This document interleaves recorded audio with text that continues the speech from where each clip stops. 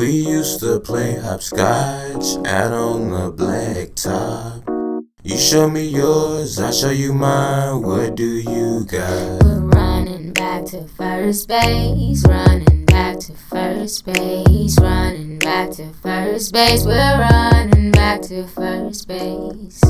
Can I have a kiss? 1, 2, take your ear. Man, I miss those days of innocence and childish bliss. We're running back to first base, running back to first base, running back to first base. We're running back to first base. We share an ice cream cone. I race you to your home. Can't stay up all night long. Gotta go, the street lights coming Running on. back to first base, running back to first base, running back to first base. We're running back to first. It doesn't matter what you're getting done. It's like if you're gonna be an artist, you gotta do shit every single day. On that switch, no broken hearts, just bruises on that knee. It sound like Terminator about to fucking destroy some shit. World War III. Skynet. Shit sound like Skynet.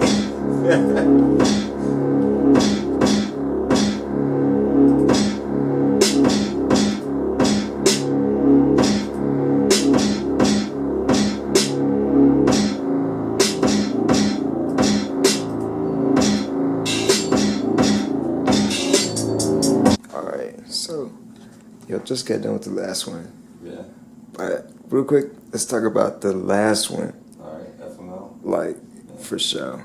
That one I was hearing, it kind of like took you guys, what's the process, like maybe like 6 months to do that one? Yeah. So right after that one, it seems like there's been no time in between. You kind of just jump into this one right here. Yeah. Right? Never stop at all. Like the day that we released this shit, we was already talking about the next project and what our plans was for it.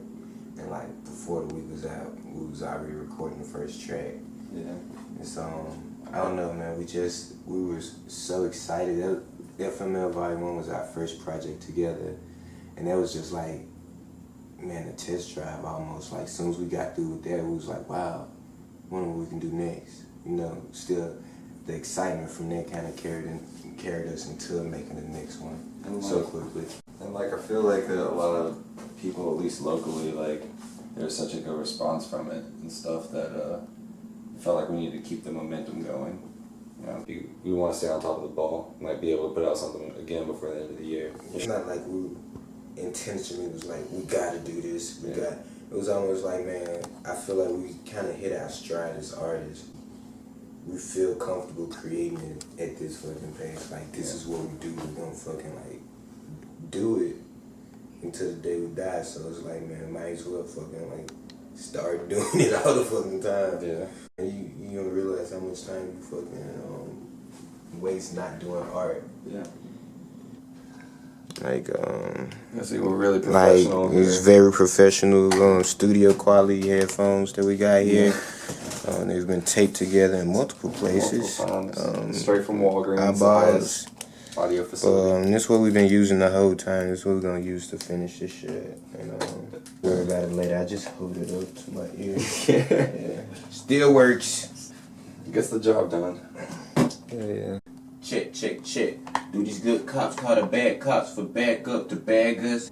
So guys, 6 months, no time. 4 months, did your thing. What about this one? Waiting for this one. Why are you gonna put it out? How come you don't wait longer than 6 months or wait another day, huh? How come you're putting this one out right now in this time period? 2 reasons. The most obvious reason being that there's a pace that like you have to keep up with. If you want to be good, like I was saying earlier, you gotta do it every day, you know? And if I wasn't making a beat, he was writing to a beat, you know, Like it's over lynching and I'm not a victim. Put peace in the blanket and it's not for dinner. Yeah, I keep the peace and this ain't at your temple. And if you want beef, pull up to the next window. So that's first and foremost. So if we have it, we want to put it out as fast as we can. The other reason is because with all the political stuff that's been happening recently, I just immediately, I think, texted or called Javi and was just like, man, we gotta put this out right now.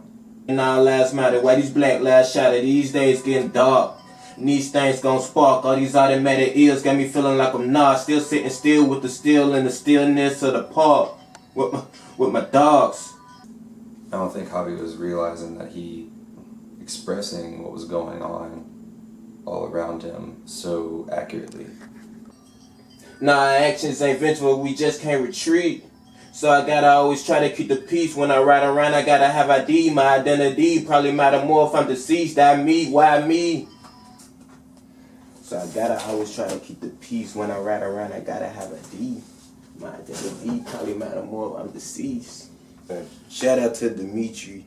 Somebody actually wrote a verse for me on this. That shit was like somebody else. This guy, he's a fucking artist, painter, best painter in the fucking city, Dimitri Stevens, man. But he was like, yo, I got you, bro. I got you, man. Went over there, man. He's like, bro, I knocked it out in the day, man, while he was at his job.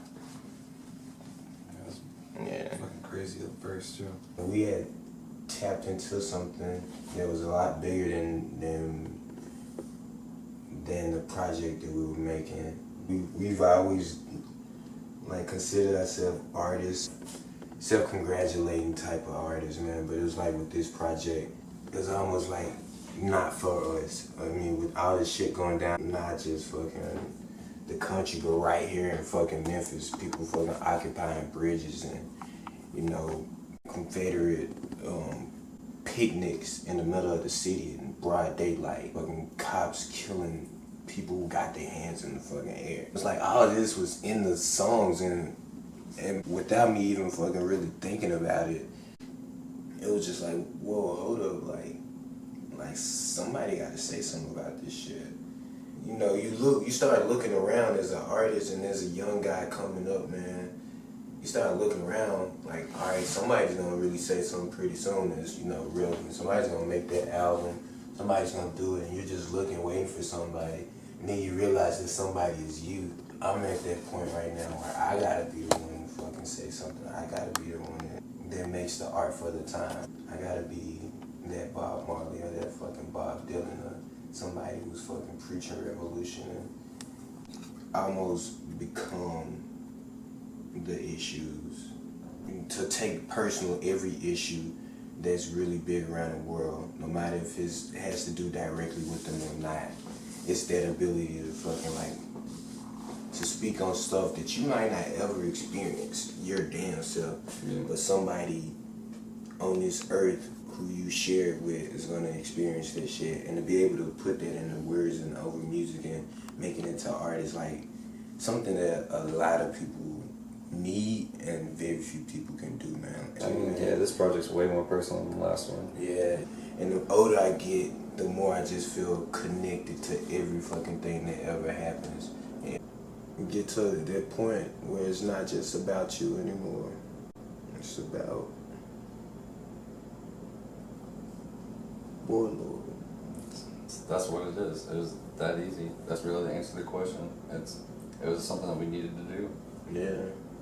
And this project, Waking Up on Fire, has about 13 or 14, including us, artistic people touching it, you know, somewhere in some way or another, and reaching out to a lot of our peers who want the same, doing their own thing, and be like, it needed more voices, it needed more personality, and more thoughts and more opinions and more just colors that we couldn't give it just by ourselves, that we tried to make the album by ourselves. Yeah, be able to have a project, you know, make Waking Up on Fire something that is bigger than us, you know, it like represents all the, you know, yeah, it represents what Memphis art is right now. Yeah. It's the homie Mike. He's about to fucking put some really deep, dark, nihilistic, salty, salt of the earth type shit on this track, man. You wanna know how raw this nigga is? Look at his feet. He didn't even wear shoes over here. Didn't even wear shoes. Now that's Memphis, bro. You wanna see raw again? You wanna see raw again? Ass makes the world go around. The orphans and the widows, the junkie and the wino, a time to live and a time to die, a time to weep and a time to grieve, A time to know and a time to believe. Shit, dude. We gotta Blood Like Wine. Look us up on Facebook. Peace, yo. Nice working. Before we even like make the first track, this was already our intention. Like we wanted to go out and get all these features and then bring it selfishly tie it all together for ourselves. You know, we've been doing this and that in our own corners, but look what happens when we all fucking work together. It's not just me and Boy Loyal. It's like, this is fucking Memphis right here. Like, everybody got this same feeling that we got. Like, we're at the point where it's just like, ain't no fucking sitting on this talent no more, man. It's like, nigga, we finna use this shit.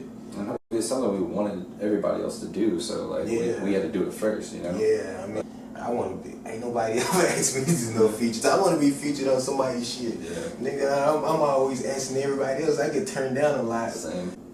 But that'll come. Man, it's really weird, dude, how much your city can really mean, man.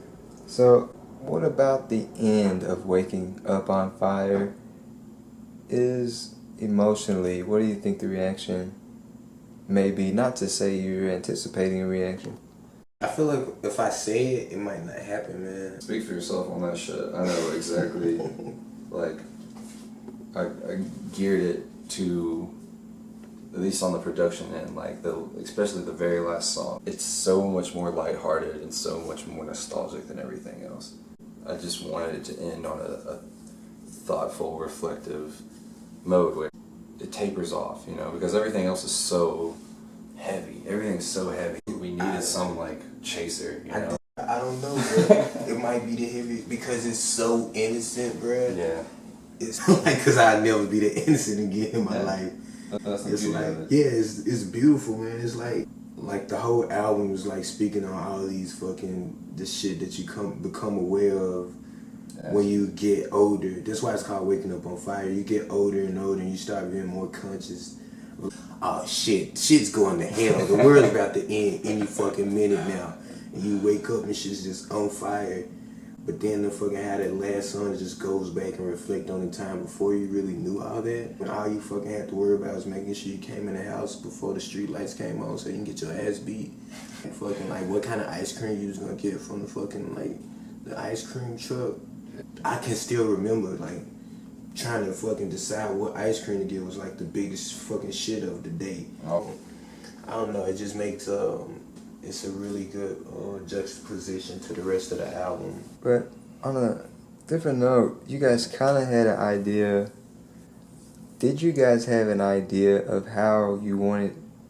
You mean the order, the track order? Exactly. The track order? Well, like I'm really big on albums that flow right.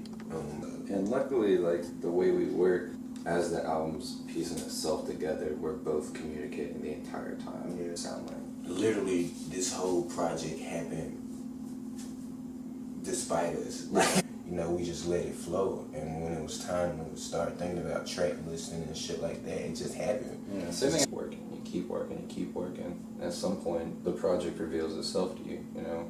But if you don't put in the initial effort first, you don't. Some shit you don't have to intend on doing, it just happens. That's when you have to, like, you know, let the project do what it's trying to do. It's bigger than you at that point. Push. And